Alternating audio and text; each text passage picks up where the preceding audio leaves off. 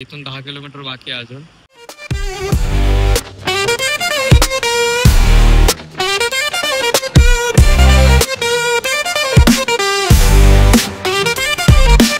मंडळी Ram Ram, good morning. 10:30 झालेत. मी पुण्यावरून साताऱ्याला निघालेलो आहे. का कशासाठी काय काही घेणं घेणं नाही, असंच फिरायचंय.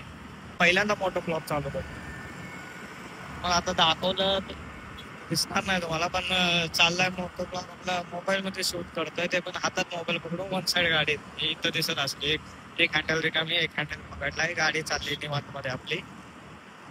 साताऱ्याला जायचं कारण असं आहे की फक्त जायचं, सातारा फिरायचं आहे. चाललेलं आहे, ठरलेलं काहीच नव्हतं, सगळं अचानक ठरलंय, अचानक चाललंय.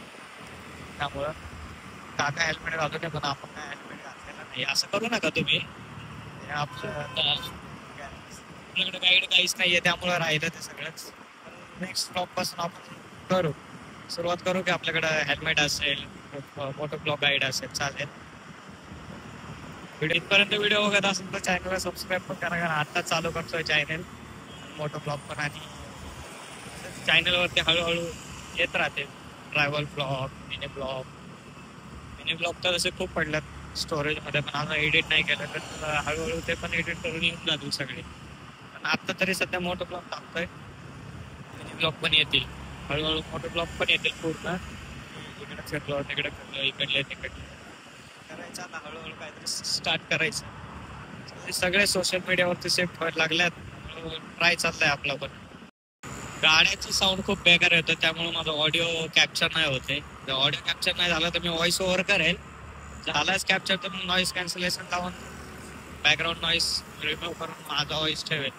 बघू आता कसं जमतं एडिटिंगच्या टाइम. आता मी पुणे सातारा मुंबई बँगलोर हायवेला आहे, जो की पुण्यातून जातो Satara bye national highway 4.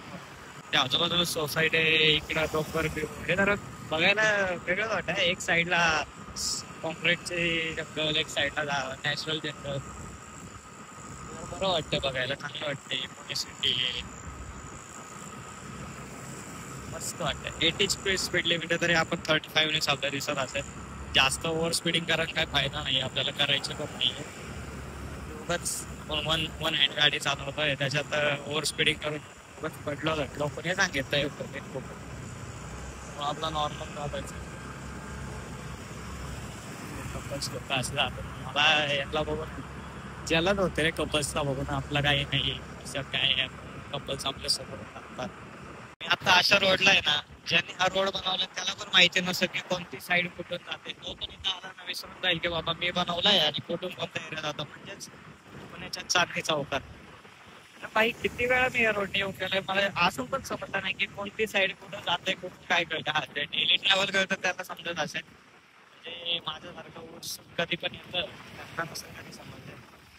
Road बाई असं भुलभुलया बनवलाय ना, कळतच नाही कुठून कुठं जायचंय. कुठं दिसत असेल आपला भारताचा झेंडा. हा पुण्यात कुठे तसं तरी कोथरूड बसेल, कोथरूडच्या इथं लावलेला आहे. सातारा फक्त आता 108 किलोमीटर राहिला. व्ह्यू तो बघा इथं,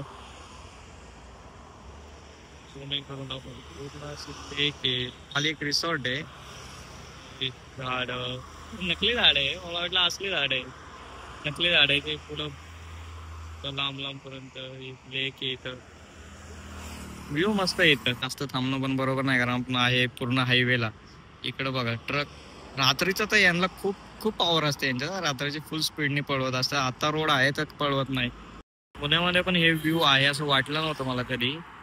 समोर आय थिंक टनल आहे, ही टनल आहे, नवीन टनल कात्राची का कुठली माहित नाही, पण पुण्यामध्ये पण व्ह्यू बघू खतरनाक व्ह्यू आहे. पहिल्यांदा मी पुण्यात एवढे भारी व्ह्यू बघितले. म्हणजे आलोय मीच पहिल्यांदा या साईडला, त्यामुळे काय माहित नव्हतं मला. मीच पहिल्यांदा खतरनाक व्ह्यू बघितलं. मी थांबलोय जरा बोगद्याच्या मागे, व्ह्यू चांगला दिसला म्हणून व्ह्यूची मजा घेत थांबलो. कारण पुढे गेला हा व्ह्यू परत दिसत नाही, ते माहित नाही. बायचान्स पुढे याच्यापेक्षा पण भारी असेल, निघावं वाटतंय पटकन. रोड तर चांगला नाही आहे, रोड तर चांगला नाहीये. रोड लागला हालायला गादा गादा गादा गादा. कुठं बैलगाडी आहे माझ्या, टनल मधून बैलगाडी पण जाते का माहित नव्हतं. बघा काय वाटतंय ना, थंडी लागते टनल मध्ये एकदम, असं भारी भारी फील होतंय, गार गार गार गार मस्त. तर मोबाईल ठेवतो मी आणि जरा टनलची मजा घेऊन चालतो पुढे. हा बघा ज्यांना ज्यांना कळालं हे काय आहे त्यांनी कमेंट मध्ये सांगा. ज्यांना नाही कळालं त्यांच्यासाठी सांगतो. ही आहे स्वराज्याची पहिली राजधानी राजगड. हा हायवे इकडनं चाललो तसं सहज लक्ष गेलं दिसलं. आणि आजूबाजूला पण खूप पाट्या होत्या की राजगड हे ते असं कसं दुकानांची नावे. तर समजलं अरे आता इथं तर आपण राजगडाच्या पायथ्याच्या जवळून चाललो. राजगडाच्या जवळून चाललो. खूप स्वराज्याची पहिली राजधानी आहे बघ.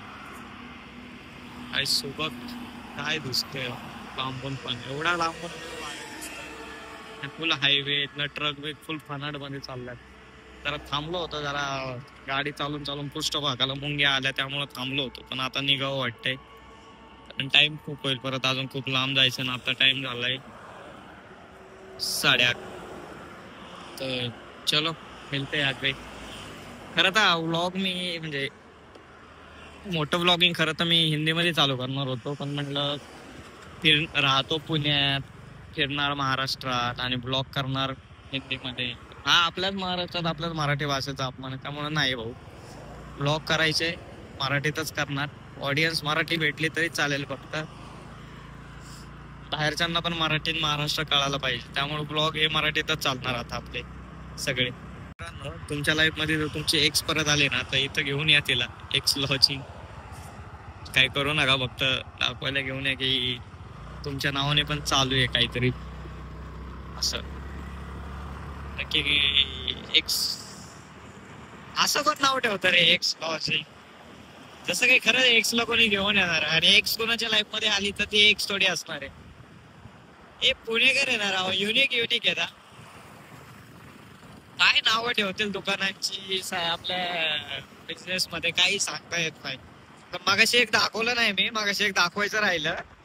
त्याच्यामध्ये तर त्यांनी नाव ठेवलं होतं. हॉटेल होतं त्याचं 12चं हॉटेल. 12चं म्हणजे काय राव. आम्ही आता आपण तर शिवी म्हणून यूज करतो की 12च आहे का तू. आता अर्थ कळालाच असेल. लोकांनी नाव ठेवलंय हॉटेलचं 12चं हॉटेल. म्हणजे काय 12चं हॉटेल म्हणजे काय असतं. 12चं हॉटेल म्हणजे काय असतं.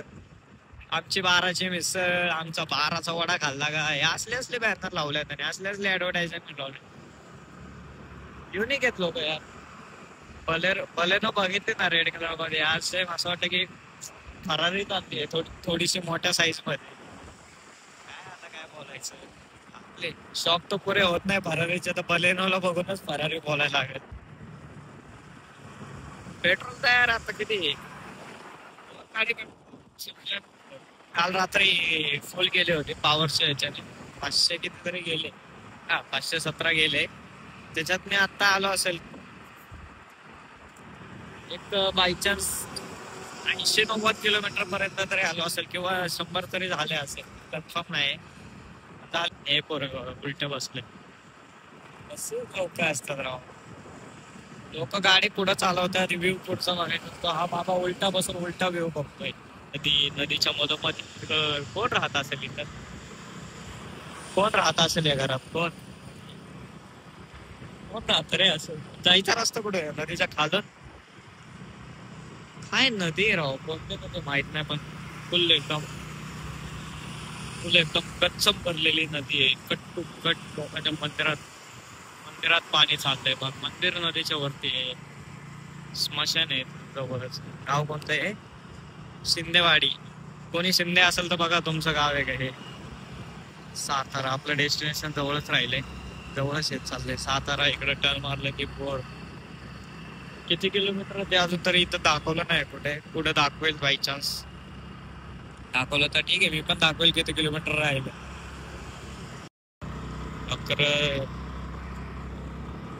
भाई साहब गंगाधर ही शक्तिमान है. जो शक्तिमान है वो इधर मिसळ खाने आ जाए. काय म्हणायचं. गंगाधरच शक्तिमान आहे. गंगाधर मिसळ हाऊस वा. सातारा राहिला इथनं फक्त 53 किलोमीटर्स. 53 किलोमीटर सातारा. आपण चाललोय हायवेला स्पीड लिमिट आहे 60 ची. आपण चाललोय 30-40. जास्त वर नाही जायचं. गाडी गरम झाली तर परत थांबायला थंड होईपर्यंत. आणि हवा तर एवढी भयान सुटली आहे ना काय सांगू तुम्हाला. नुसती हवा आहे याच्यात. अख्ख्या ऑडिओ मध्ये नुसता साऊंड हवेचा. माझ्यापेक्षा जास्त साऊंड हवेचा येतो. मी चेक केलं ऑडिओ जरा ऐकून चेक केलं मी, व्हिडिओ बघितला जरा, ऑडिओ चेक केली तर पूर्ण म्हणजे साऊंड येत नाही असं काही. साऊंड येतोय, प्रॉपर साऊंड येतोय माझा. आपला हवेचा मला दाबून ठेवतोय. पारगाव 3 किलोमीटर, पारगाव ते वाला जे रामदास स्वामींनी जे हनुमान मारुतीरायाचं मंदिर आहे, 11 मारुती जे बसवल्यात ना श्री रामदासांनी, त्यातलं एक पारगाव, ते 3 किलोमीटर येतो. समज तो डोंगर कसला भारी दिसतोय. डोंगर आहे का काय आहे माहित ना, काय खतरनाक दिसतोय.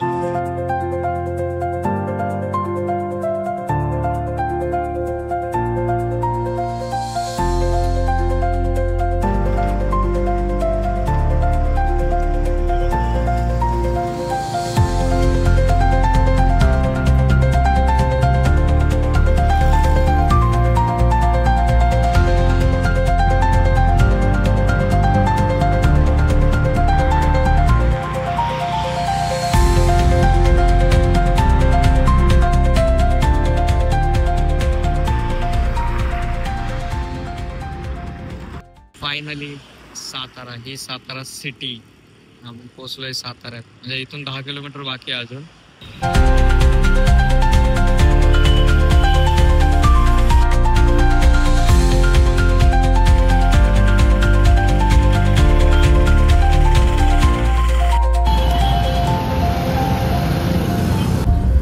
तर मित्रांनो पोहोचलोय साताऱ्यात. आता वेळ झालाय तसा येऊन, पण आता गाडी लावली इथं. ही पवई नाक्यावरती हा झेंडा.